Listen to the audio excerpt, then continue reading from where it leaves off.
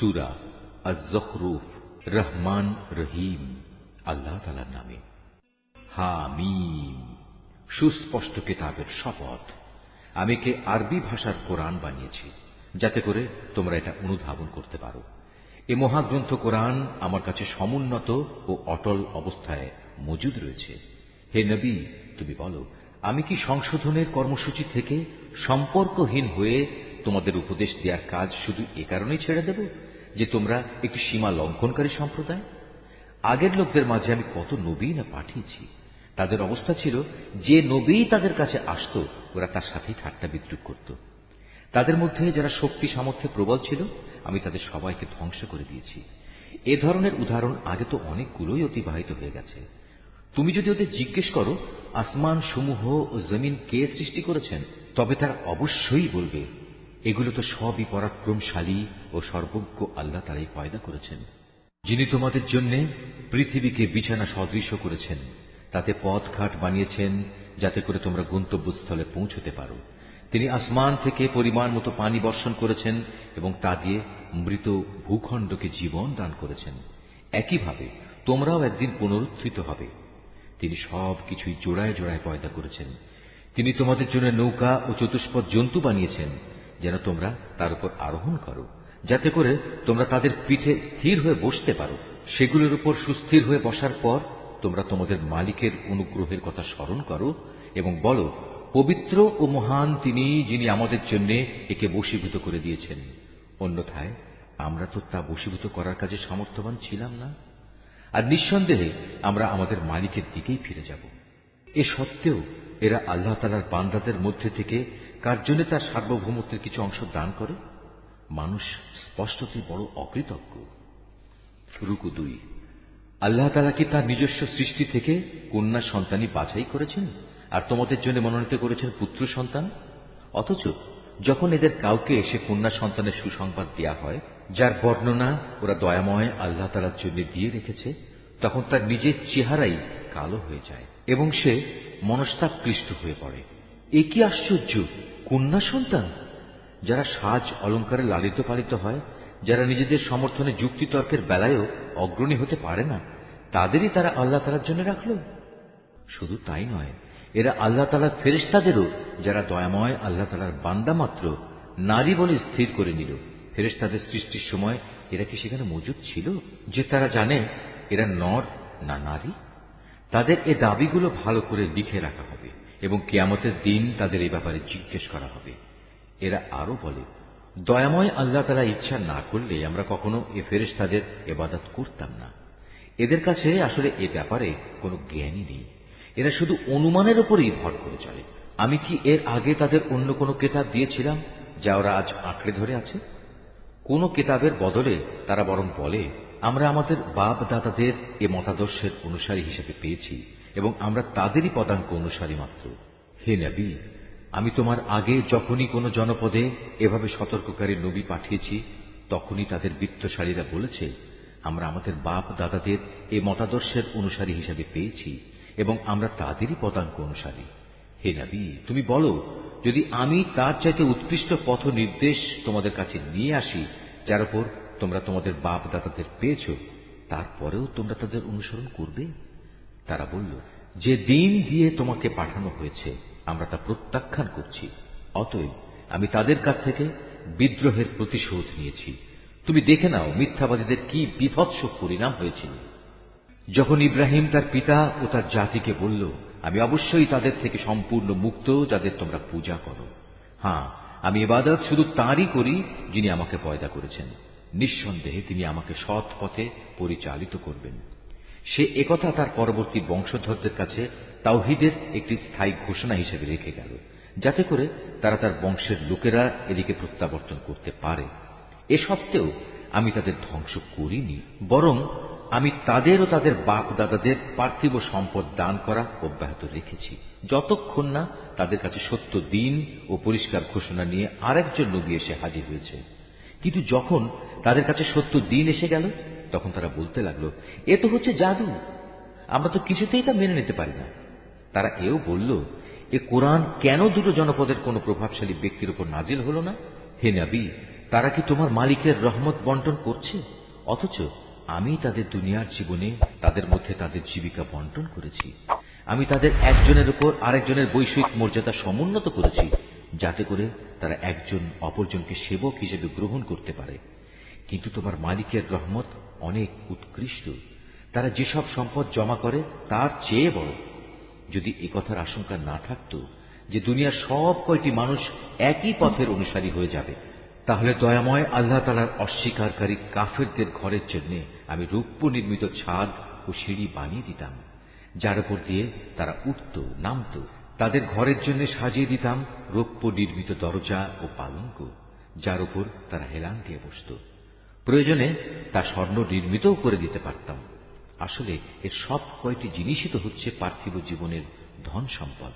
আর হে নবী, আখিরাত ও তার সম্পদ তোমার মালিকের কাছে, একান্তভাবে তাদের জন্য যারা আল্লাহ তাআলাকে ভয় করে। যে ব্যক্তি দয়াময় আল্লাহ তাআলার স্মরণ থেকে মুখ ফিরিয়ে নেয়, আমি তার জন্য একটি শয়তান নিয়োজিত করে দিই, তারপর সেই সর্বক্ষণ তার সাথী হয়ে থাকে। তারাই অতঃপর তাদের আল্লাহ তাআলার পথ থেকে দূরে সরিয়ে রাখে, অথচ তারা নিজেরা মনে করে তারা বুঝি সঠিক পথের উপরই রয়েছে।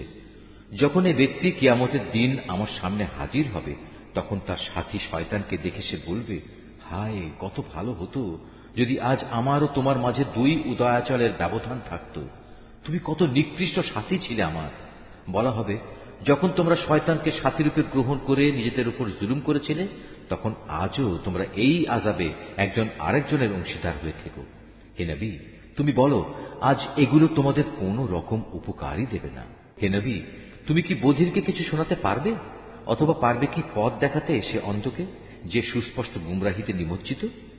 অতঃপর আমি তোমাকে দুনিয়া থেকে উঠিয়ে নিয়ে গেলেও আমাকে এদের কাছ থেকে বিদ্রোহের প্রতিশোধ নিতে হবে, অথবা তোমার জীবদ্দশায় তোমাকে সে শাস্তির বিষয় দেখিয়ে দেই যেটার ওয়াদা আমি তাদের দিয়েছি, তাতেও এই প্রতিশোধ কেউ ঠেকাতে পারবে না। আমি অবশ্যই তাদের উপর প্রবল ক্ষমতায় ক্ষমতাবান। অতএব এই গ্রন্থ যা তোমার উপর ওহী করে পাঠানো হয়েছে তা শক্তভাবে আঁকড়ে ধরো। তুমি অবশ্যই সঠিক পথের উপর রয়েছ। নিঃসন্দেহে এই কোরআনটা তোমার ও তোমার জাতির জন্য উপদেশ। অচিরেই তোমাদের এই ব্যাপারে জিজ্ঞাসাবাদ করা হবে। হে নবী, তোমার আগে আমি যেসব রসুল পাঠিয়েছিলাম তুমি তাদের জিজ্ঞেস করে দেখো, আমি কি কখনো তাদের জন্য দয়াময় আল্লাহ তাআলা ছাড়া অন্য কোনো মাবুদ ঠিক করে দিয়েছিলাম যার আসলেই কোনো ইবাদত করা যেত?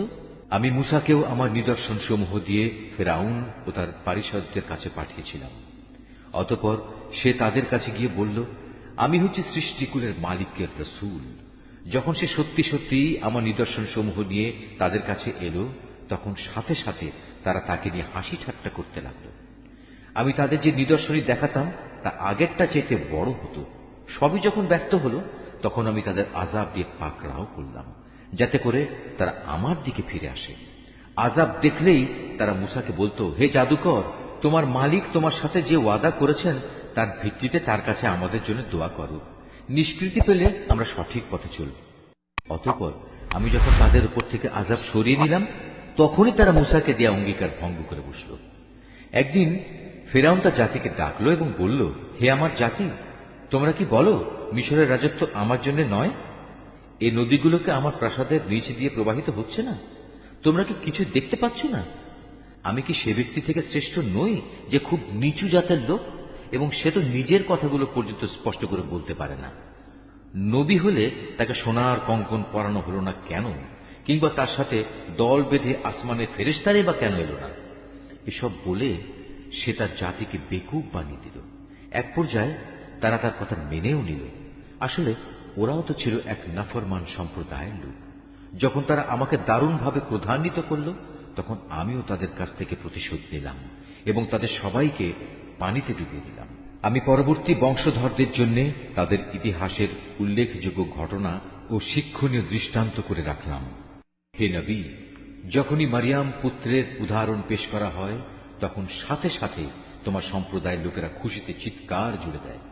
তারা বলতে থাকে, আমাদের মাবুদরা ভালো না সে মারিয়াম পুত্র ঈসা ভালো?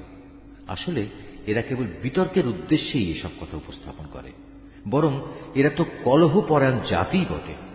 মূলত সে ছিল আমারই একজন বান্দা, যার উপর আমি অনুগ্রহ করেছিলাম। তাকে বনী ইসরায়েলদের জন্য আমি আমার কুদরতের একটা অনুকরণীয় আদর্শ বানিয়েছিলাম। আমি চাইলে তোমাদের বদলে ফেরেশতাদের পাঠাতাম। সে অবস্থায় তারাই দুনিয়ায় আমার প্রতিনিধিত্ব করত। সে মরিয়ম পুত্র ঈসা হবে মূলত কিয়ামতের একটি নিদর্শন। হে নবী, তুমি লোকদের বলো, তোমরা সে কিয়ামতের ব্যাপারে কখনো সন্দেহ পোষণ করো না। তোমরা আমার আনুগত্য করো, কেননা এটাই তোমাদের জন্য সহজ সরল পথ। শয়তান যেন কোনো অবস্থায় এ পথ থেকে তোমাদের বিচ্যুত করতে না পারে, সেদিকে বিশেষভাবে খেয়াল রেখো। নিঃসন্দেহে সে হচ্ছে তোমাদের প্রকাশ্য দুশমন। ঈসা যখন স্পষ্ট দলিল প্রমাণ নিয়ে এলো, তখন সে তার লোকদের বলল, আমি তোমাদের কাছে প্রজ্ঞা নিয়ে এসেছি এবং তোমরা যে আমার অবস্থান সম্পর্কে নানা মতবিরোধ করছো তা আমি তোমাদের স্পষ্ট করে বলে দেব। অতএব তোমরা আল্লাহ তাআলার আযাবকে ভয় করো এবং আমার কথা শোনো। আল্লাহ তাআলাই হচ্ছেন আমার মালিক, তোমাদেরও মালিক। অতএব তোমরা তাঁরই ইবাদত করো, এটাই হচ্ছে সরল পথ। এ সত্ত্বেও তাদের বিভিন্ন দল তাকে নিয়ে নিজেদের মধ্যে নানা মতানৈক্য সৃষ্টি করল। অতঃপর দুর্ভোগ ও কঠিন দিনের আযাব তাদের জন্যই, যারা অযথা বাড়াবাড়ি করল। তারা কি ফয়সালার জন্য কিয়ামতের ক্ষণটি আসা অপেক্ষা করছে? তা কিন্তু একদিন আকস্মিকভাবেই তাদের উপর এসে পড়বে এবং তারা টেরও পাবে না। সেদিন দুনিয়ার বন্ধুরা সবাই একে অপরের দুশমন হয়ে যাবে। অবশ্য যারা আল্লাহ তাআলাকে ভয় করেছে তাদের কথা আলাদা। সেদিন আমি পরেজগার বান্দাদের বলবো, হে আমার বান্দারা, আজ তোমাদের কোনো ডর ভয় নেই, না তোমরা আজ দুশ্চিন্তাগ্রস্ত হবে। এরা হচ্ছে সেসব লোক যারা দুনিয়াতে আমার আয়াতসমূহের উপর ঈমান এনেছে। মূলত তারা ছিল আমার অনুগত বান্দা। আমি আরো বলবো, তোমরা এবং তোমাদের সঙ্গী সঙ্গিনীরা জান্নাতে প্রবেশ করো। সেখানে তোমাদের সম্মানজনক মেহমানদারি করা হবে। সেখানে তাদের উপর সোনার থালা ও পান পাত্রের প্রচুর আনাগোনা চলবে। যা কিছুই তাদের মন চাইবে এবং যা কিছুই তাদের দৃষ্টিতে ভালো লাগবে তা সবই সেখানে মজুদ থাকবে। উপরন্তু তাদের বলা হবে, তোমরা এখানে চিরদিন থাকবে। আর এটা হচ্ছে সেই চিরস্থায়ী জান্নাত যার আজ তোমরা উত্তরাধিকারী হলে। এটা হচ্ছে তোমাদের সে নেক আমলের বিনিময় যা তোমরা দুনিয়ার জীবনে করে এসেছো। এখানে তোমাদের জন্য প্রচুর পরিমাণ ফল পাকড়া মজুদ থাকবে, যা থেকে তোমরা প্রাণ ভরে খেতে পারবে। অপরদিকে অপরাধীরা থাকবে জাহান্নামে, সেখানে তারা থাকবে চিরদিন। মুহূর্তের জন্যও তার শাস্তি তাদের থেকে লঘু করা হবে না এবং একান্ত হতাশ হয়েই তারা সেখানে পড়ে থাকবে। এ আযাব দিয়ে কিন্তু আমি তাদের উপর মোটেই জুলুম করিনি, বরং তারা বিদ্রোহ করে নিজেরাই নিজেদের উপর জুলুম করেছে। ওরা জাহান্নামের প্রহরীকে ডেকে বলবে, ও হে প্রহরী, আজ তোমার প্রতিপালক যদি মৃত্যুর মাধ্যমে আমাদের ব্যাপারটা শেষ করে দিতেন তাহলেই ভালো হতো। সে প্রহরী বলবে, না, তা কিছুতেই হবার নয়। এভাবেই তোমাদের এখানে চিরকাল পড়ে থাকতে হবে। নবী বলবে, আমি অবশ্যই তোমাদের কাছে সত্য দিন নিয়ে এসেছিলাম, কিন্তু তোমাদের অধিকাংশ লোকই এ থেকে অনীহা প্রকাশ করেছিল। তারা কি নবীকে কষ্ট দেওয়ার পরিকল্পনা গ্রহণ করেই ফেলেছে? তাহলে তারা শুনুক, আমিও তাকে কষ্ট থেকে বাঁচানোর আমার পরিকল্পনা চূড়ান্ত করে রেখেছি। তারা কি ধরে নিয়েছে আমি তাদের গোপন কথা ও সলা পরামর্শ সমূহ শুনতে পাই না? অবশ্যই আমি তা শুনতে পাই। তাছাড়া আমার পাঠানো ফেরেশতা যারা তাদের ঘাড়ের পাশে বসে আছে তারাও তো সব লিখে রাখছে। হে নবী, তুমি এদের বলো, যদি দয়াময় আল্লাহ তাআলার কোনো সন্তান থাকত তাহলে আমি তার প্রথম ইবাদত গুজারদের মধ্যে অগ্রণী হতাম। আল্লাহ তাআলা অনেক পবিত্র, তিনি আসমান সমূহ ও জমিনের মালিক, মহান আরশের তিনি অধিপতি। এরা যা কিছু তার সম্পর্কে বলে তিনি তা থেকে পবিত্র। অতএব হে নবী, তুমি এদের সেদিন পর্যন্ত অর্থহীন কথাবার্তা ও খেলাধুলায় মত্ত থাকতে দাও, যখন তারা সে কঠিন দিনটির সম্মুখীন হবে যার ওয়াদা বারবার তাদের কাছে করা হয়েছে। তিনি হচ্ছেন আসমানেও মাবুদ, জমিনেও মাবুদ। তিনি বিজ্ঞ, কুশলী, সর্বজ্ঞ। প্রভূত বরকতময় তিনি। আসমান সমূহ, জমিন ও এ উভয়ের মধ্যবর্তী স্থানে যেখানে যা কিছু আছে এ সব কিছুর একক সার্বভৌমত্ব তাঁর জন্যই। কিয়ামতের সঠিক খবর তাঁর কাছেই রয়েছে। পরিশেষে তোমাদের সবাইকে তাঁর কাছেই ফিরে যেতে হবে। তাকে বাদ দিয়ে এরা অন্য যেসব মাবুদকে ডাকে তারা তো আল্লাহ তাআলার কাছে সুপারিশের কোনো ক্ষমতাই রাখে না। তবে যারা সত্যের পক্ষে সাক্ষ্য দেবে তাদের কথা আলাদা। হে নবী, তুমি যদি তাদের জিজ্ঞেস করো কে তাদের পয়দা করেছেন, তারা বলবে অবশ্যই আল্লাহ তাআলা। তাহলে বলো, তোমরা তাকে বাদ দিয়ে কোথায় কোথায় ঠোকর খাচ্ছ? আল্লাহ তাআলা তার রসুলের এ বক্তব্য সম্পর্কেও জানেন, হে আমার মালিক, এরা হচ্ছে এমন লোক যারা কখনোই ঈমান আনবে না। হে রাসূল, অতঃপর তুমি এদের থেকে বিমুখ থাকো, এদের ব্যাপার ক্ষমা সুন্দর দৃষ্টিতে দেখো এবং তাদের উদ্দেশ্যে বলো সালাম, কেননা অচিরেই ওরা সত্য মিথ্যা জানতে পারবে।